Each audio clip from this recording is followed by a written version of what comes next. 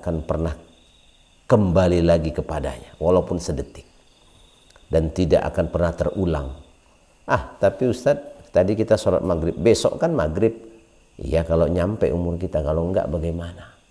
Inilah yang disabdakan oleh Nabi Isa alaihissalam. Ya. Kemudian satu hari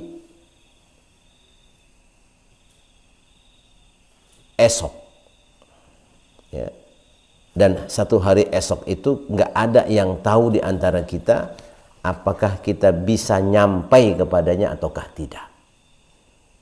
Dan satu hari di mana engkau ada pada saat ini hari yang sekarang ini, jamaah rahimakumullah.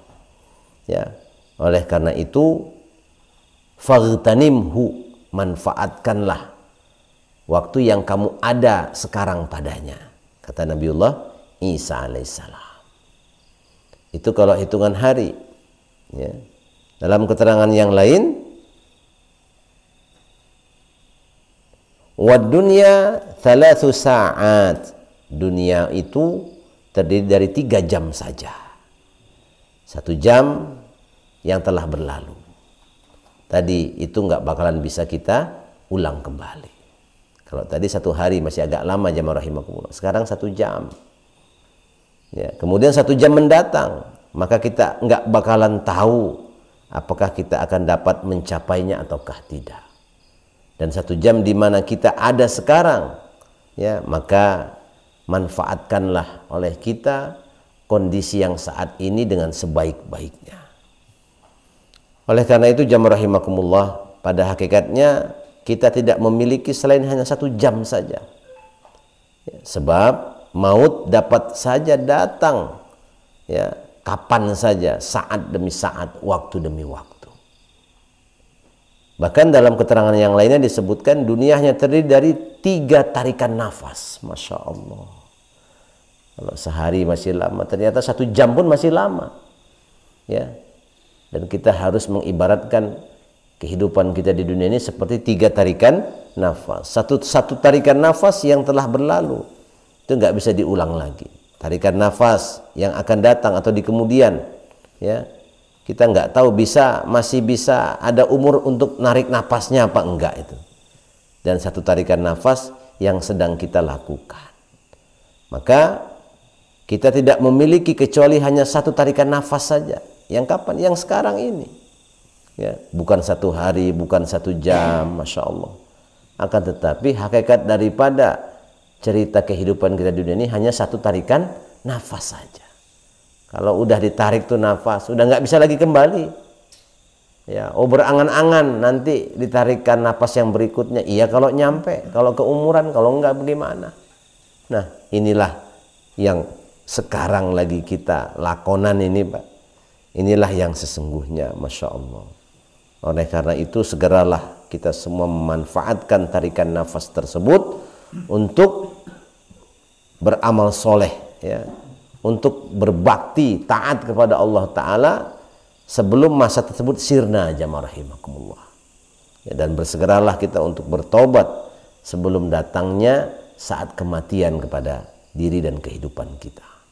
Boleh jadi pada tarikan nafas yang kedua, ketiga, mungkin kita mati. Ya, maka sebaik-baik amal adalah memanfaatkan waktu pada saat masih bisa bernapas. Sebab jamaah rahimakumullah, orang yang menyia-nyiakan waktunya sama halnya dengan menyia-nyiakan umurnya. Ya. Untuk itu, Bapak-bapak jamaah rahimakumullah, Nabi SAW pernah bersabda, "Igtanim khamsan qabla khamsin." Ya. Gunakanlah 5 perkara sebelum datang 5 perkara. Syababaka qabla haramik. Gunakanlah masa mudamu sebelum datang masa tuamu. Ketika muda banyak yang bisa dilakukan. Ya, apakah dalam hal ketaatan, bahkan juga dalam hal kemaksiatan. Muda itu masa-masa jaya, hadirin. Ya, masa-masa kita di puncak segala macam hal bentuk cerita kehidupan. Semua seolah-olah bisa kita lakukan ketika muda. Tapi ketika tua, ya, maka semuanya itu tinggal kenangan saja. Maka nilai daripada masa muda kita itu kapan bisa kita rasakan? justru ketika kita sudah tua.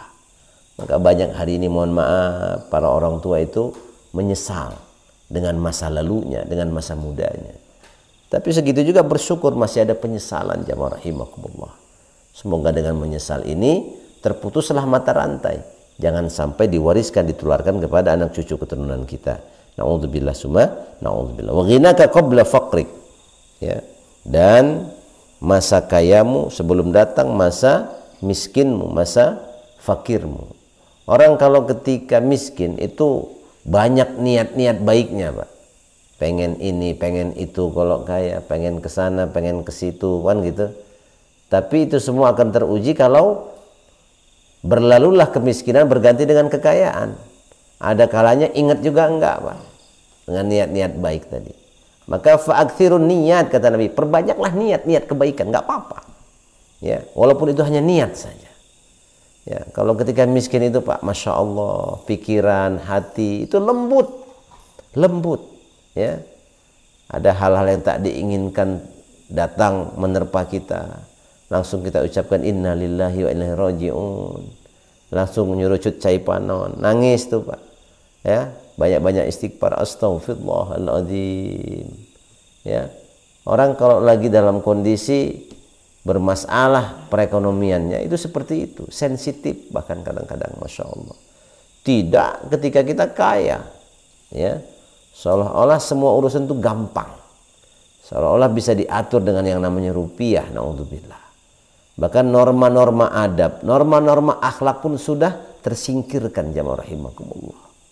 Bahkan gak sedikit manusia seolah-olah menerapkan rupiah itu pada nilai-nilai diri dan kehidupannya, naudzubillah. Ada istilah, ada uang, ada barang. Ada istilah, the time is money, katanya. Padahal Islam itu tidak pernah mengenal the time is money. The time is amal, nah itu baru betul. The time is iman, itu betul. Ya, tapi kalau the time is money, ya bolehlah. Kalau sifatnya hanya sekedar untuk memotivasi, menyemangati kehidupan, biar keluarlah kita dari kemalasan, karena memang kemalasan itu perkara yang tidak dikehendaki oleh syariat agama kita. Untuk itu Nabi mengajarkan, Allahumma inni a'udzubika minal hammi wal hazan wa a'udzubika minal ajzi wal kasal. Kasal itu artinya malas, ya. Tapi kita nggak punya wewenang juga kalau orang misalkan belum dapat kesempatan bekerja atau beraktivitas, langsung kita klaim dia malas, langsung pakailah doa ini, bukan. Ya, di zaman Nabi, kasal, malas itu lebih diutamakan, malas dalam beramal, malas dalam beribadah. Kalau di kita kan anak tidur-tiduran, banyak nyantainya, itu emosi kita langsung ke ubun-ubun, Pak. Dasar kedul kamu, dasar malas kamu, gawe atuh, kerja atuh, kan begitu. Salah enggak? Ya sah-sah saja. Namanya juga hidupnya di dunia. Kalau hidupnya di surga nggak bakalan begitu. Kenapa? Di surga malah ainun ra'at. Kenikmatan-kenikmatannya itu belum pernah terlihat oleh mata. Wala udhunun sami'at, belum pernah terdengar oleh telinga. Wala khatara ala qalbin bashar, belum pernah terlintas dalam keretak hati dan pikiran. Masya Allah. Karena memang kita ini makhluk yang tinggal di dunia, akhirnya pikir risau dunia. Ya. Tapi ingat, kita ini bukan makhluk dunia. Kita ini makhluk surga, makhluk akhirat yang akan kembali ke sana. Ya. Maka hiduplah dengan karakter seorang manusia, seorang makhluk surga, makhluk akhirat, bukan makhluk dunia. Gitu ya. Nah, maka akhirnya ketika anak kita mungkin agak nyantai-nyantai dalam urusan duniawiyahnya, itu risaunya bukan main kepada kita. Kepikiran sampai nggak bisa tidur, nggak enak makan, naudzubillah. Tapi ketika anak-anak kita, mohon maaf, atau orang-orang yang kita cintai, ya belang bentong sholatnya, ya megang handphone terus, mohon maaf, nggak pernah megang tasbih, kan gitu. Mijit-mijit laptop terus, nggak pernah mijit-mijit tasbih, ya kan?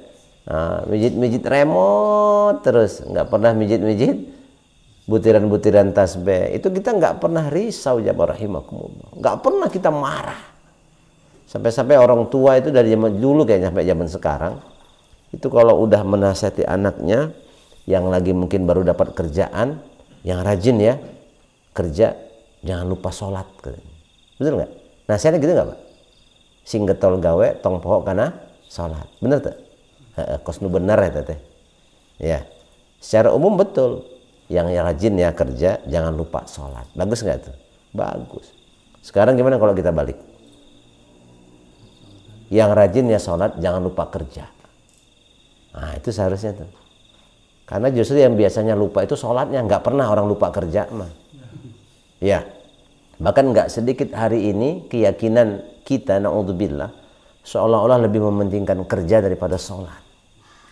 Kalau memang betul lebih penting kerja daripada sholat, seharusnya pekerjaan itu atau bekerja itu dicantumkan dalam rukun Islam. Ada bekerja dalam rukun Islam? Enggak. Tapi penyampaian ini bukan artinya anti bekerja, tidak. Ya. Nah inilah orang yang telah menukar akhiratnya dengan kehidupan duniawiyah yang kamain tadi. Nilainya hanya setetes, hanya seperti air hujan saja. Ya, padahal yang menumbuhkan, yang menyuburkan, ya, yang buat itu tanaman kita panen siapa? Allah Subhanahu wa Ta'ala. Allah tantang tuh para petani, para pakar-pakar dalam pertanian. Ya, a'antum tazra'unahu am nahnu zari'un? Ya.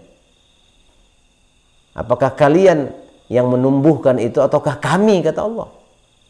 Ya, kita hanya bisa melak hungkul, jamaah rahimakumullah.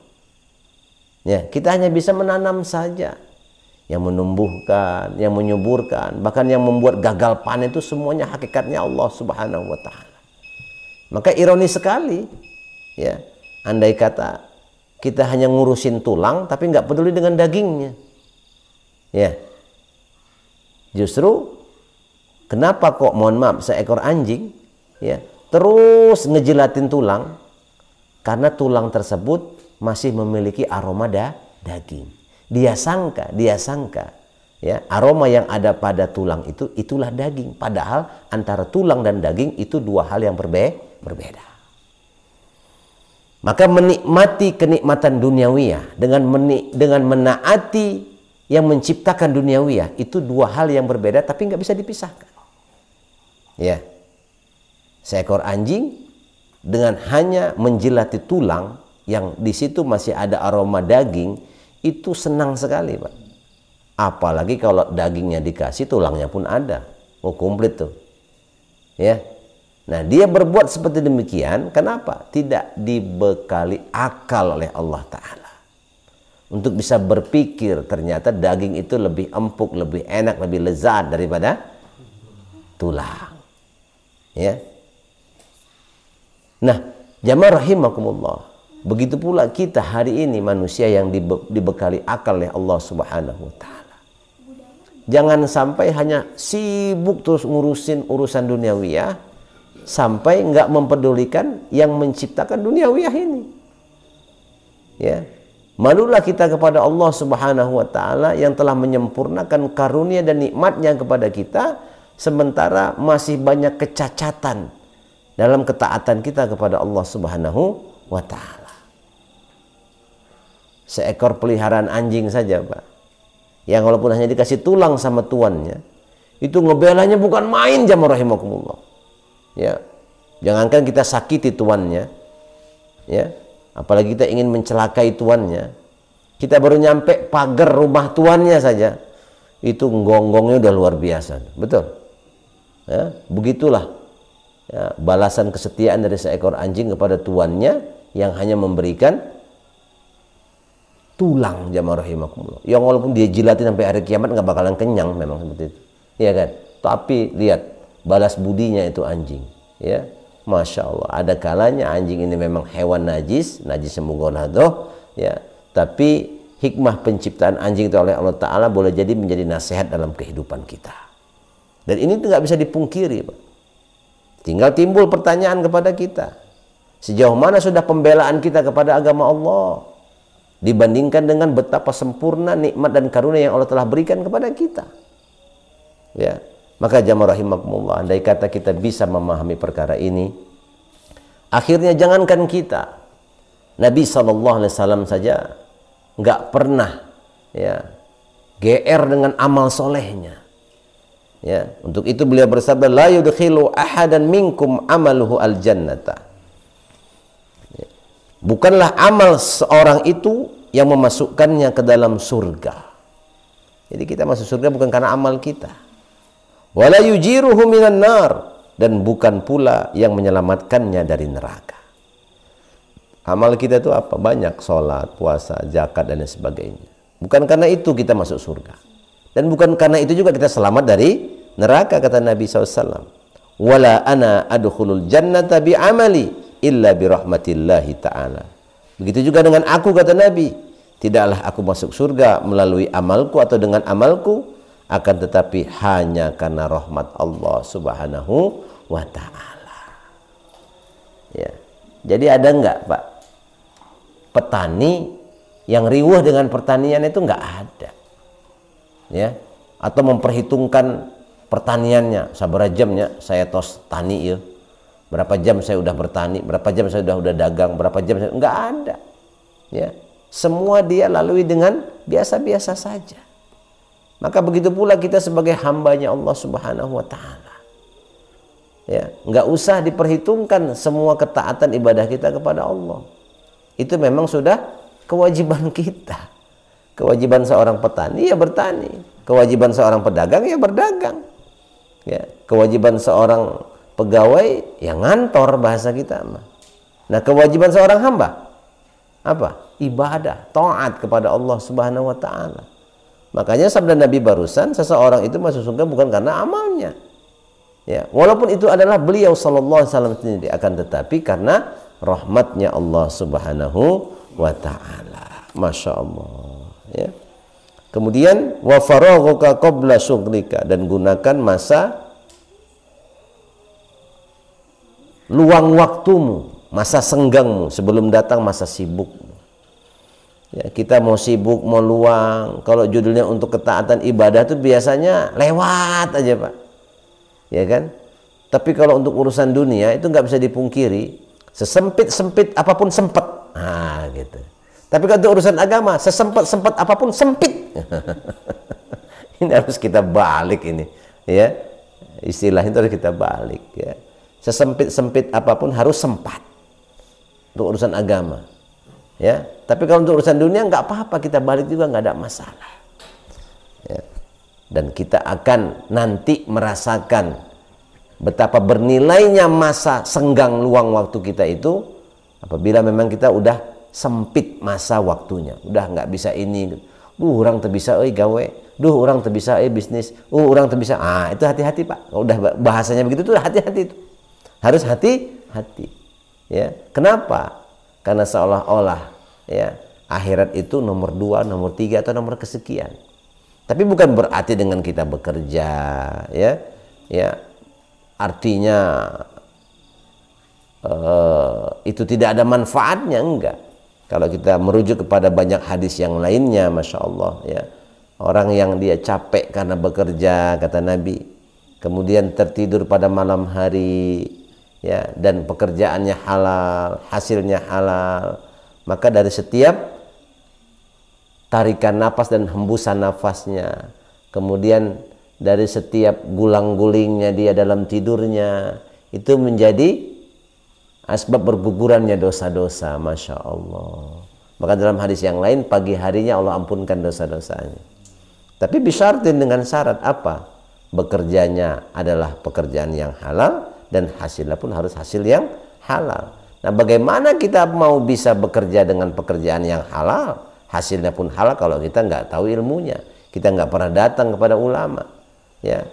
Sekarang ini hampir jarang saya, walaupun melalui via WA ataupun apapun itu, ya, misalkan, Ustaz, alhamdulillah saya keterima di satu instansi anu. Nah, kerjaan saya begini, Ustaz. Nah, itu kira-kira fikihnya bagaimana, Ustaz? Itu hampir nggak pernah, jarang sekali, Pak. Kalau pas susahnya datang dia minta jampe ke saya, minta wirid, minta zikir, minta amal, macam-macam lah. Itu memang udah nggak aneh itu. Tapi kalau pas dapatnya itu, kita bukan masalah nggak ikhlas, Pak. Ya, sangat disayangkan ketika mau hendak akan memulainya dia datang kepada ulama, ustadz, ajangan kiai, tapi begitu dapat seolah-olah dia lupa. Ya. Cara awalnya sudah bagus. Nah, ketika di tengahnya ini yang bermasalah dan akhirnya pun khawatirnya bermasalah. Ya. Tanda rezeki kita ini kurang barokah itu membuat kita itu terhalang, terhijab dari ketaatan kepada Allah. Jadi kalau ada perintah sholat dikerjakan tapi diengkek-engkek gitu Pak ya, dan dientar-entar di nanti-nanti, itu hati-hati. Boleh jadi pekerjaan kita itu bermasalah dalam hukumnya, dalam pandangan Allah Subhanahu wa taala, atau cara bekerja kita, mohon maaf. Ya kalau jenis pekerjaannya mungkin insya Allah kita halal semua ya. Gitu. Tapi cara kita bekerjanya, apakah dengan waktunya, apakah dengan kualitas pekerjaannya, atau dari yang lain-lainnya.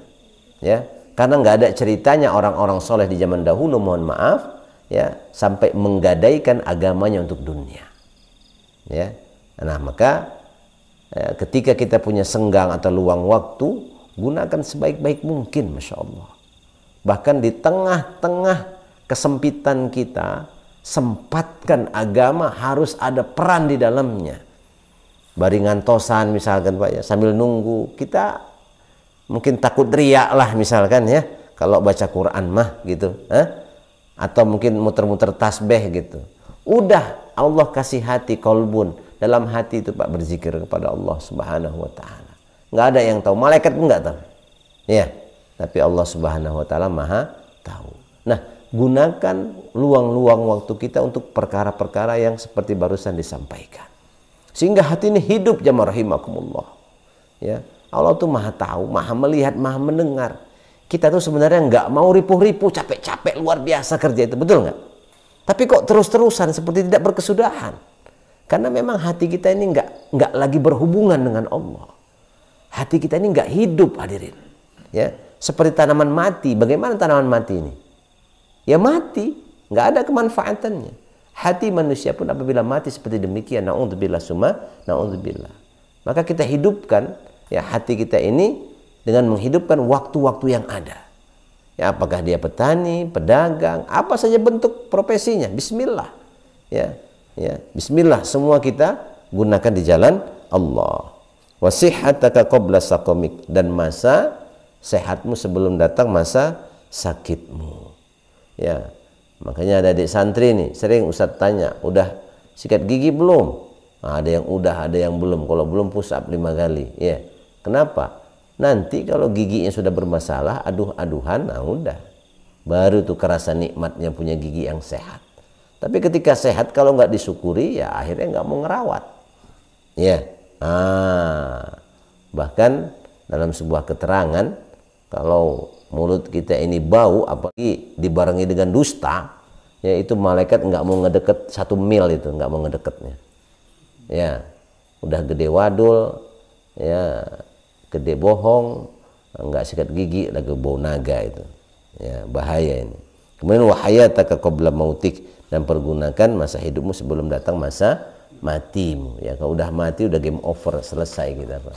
Oh, dia lagi koma kritis, masih mending, belum titik mah. Masih ada harapan untuk taubat. Tapi kalau udah mati ini, mau apa cerita? Nggak ada, jamaah rahimakumullah. Maka sedikit lagi dalam sebuah riwayat dikisahkan, ya ini terjadi kepada Ibnu Umar, ya, anaknya Sayyidina Umar radhiyallahu anhu. Jadi suatu ketika, ya, Abdullah bin Umar ini pernah pulang dari, kalau bahasa kita sekolah, ya, dari madrasah, dalam keadaan menangis. Lalu Sayyidina Umar bertanya, mengapa engkau menangis wahai putraku? Masya Allah. Maka Abdullah bin Umar menjawab, anak-anak di sekolah menghitung tambalan-tambalan kain yang ada pada bajuku ayah. Mereka semua ngeledekin aku, mencibir aku. Mereka berkata, lihat, lihat, lihat, itu anaknya Amil Mukminin, tambalan bajunya banyak sekali. Cibiran teman-temannya itu begitu. Ya, jadi zaman dahulu itu kalau miskin itu mulia.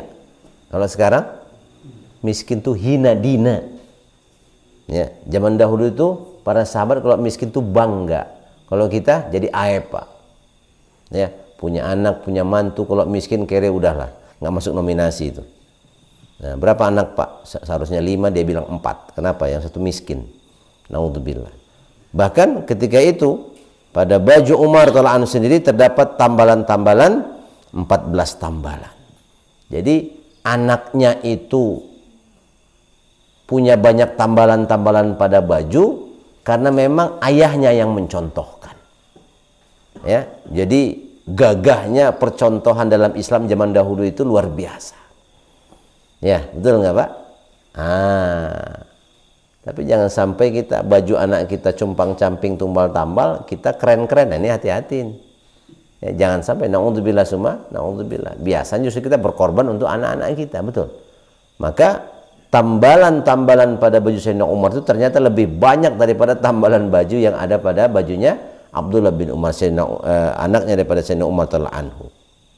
Bahkan ada sebagian dalam riwayat ini disebutkan tambalan baju Sayyidina Umar itu karena nggak punya lagi kain untuk menambalnya, ditambalnya pakai kulit. Ya Allah, ya. Kemudian Umar radhiyallahu anhu mengirim utusan kepada Menteri Keuangan, ya, kalau zaman sekarang Menteri Keuangan, dan berkata, berikanlah hutang kepadaku dari Baitul Mal, ya, sebanyak 14 dirham sampai akhir bulan saja, kata Sayyidina Umar. Nanti kalau udah gajian, ya udah potong gaji aja, kata Sayyidina Umar. Ini kan biasa Pak, ya. Ya, artinya upah yang akan diperoleh oleh Sayyidina Umar itu ya berkurang karena dia sudah minjam uang, kasbon bahasa kita. Ya. Maka Menteri Keuangan tadi menjawab, wahai Amirul Mukminin, wahai Umar, apakah engkau dapat menjamin hidupmu sampai 1 bulan yang engkau maksudkan, sehingga dengan itu semua ya, engkau akan dengan mudahnya meminjam uang dari Baitul Mal, kemudian memenuhi hasrat dan hajatmu. Masya Allah.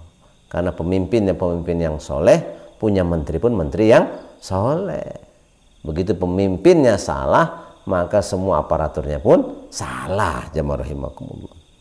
Apa yang engkau perbuat dengan uang-uang itu kalau engkau mati, wahai Umar, dan hutang itu masih menjadi tanggunganmu? Ya, jadi disebutkan dalam sebuah riwayat, kalau kita mati bawa utang, ya, mati bawa utang Pak, itu tidak akan digelar persidangan di mahkamah Allah Ta'ala. Ya, cukurama diganggayong orang Pak, nggak jelas itu nanti statusnya. Ya, kemudian apa kegiatan kita ketika itu? Nah, kita disuruh nyari-nyari orang yang menghutangkan hutangan kepada kita. Maka dalam riwayat yang lain disebutkan hutang itu bendera kehinaan. Kalau malam nggak bisa tidur, kalau siang takut keluar rumah. Kenapa? Sin diberiku nunagih hutang. Maka mendengar ucapan sang menteri tadi, fabaka Umar, menangislah Umar bukaan syadidan, ya, dengan tangisan yang luar biasa. Kemudian ia berkata kepada anaknya, wahai anakku, kembalilah ke madrasah. Sebab aku tidak bisa menjamin nyawaku sendiri walaupun hanya sesaat, apalagi untuk memenuhi hasrat dan hajatmu, pengen dibeliin baju baru. Maka santri ini harus banyak-banyak bersyukur.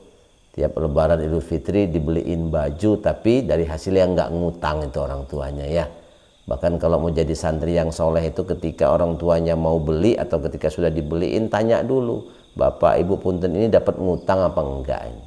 Nah, kita belajar mandiri di pesantren kan itu biar bisa mandiri, ya, biar hidup itu sederhana.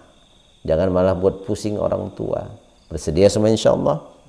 Allahu Akbar. Semoga Allah terima semua pengorbanan kita, dan kajian ini belum selesai, dan insyaallah kita akan lanjutkan di kesempatan yang akan datang. Rabbana la tuzigh qulubana ba'da idh hadaitana wa hab lana min ladunka rahmah innaka antal wahhab. Rabbana atina fid dunya hasanatan wa fil akhirati hasanatan wa qina adzabannar. Subhana rabbika rabbil izzati amma yasifun wa salamun alal mursalin walhamdulillahi rabbil alamin. Alafu minkum. Assalamualaikum warahmatullahi wabarakatuh.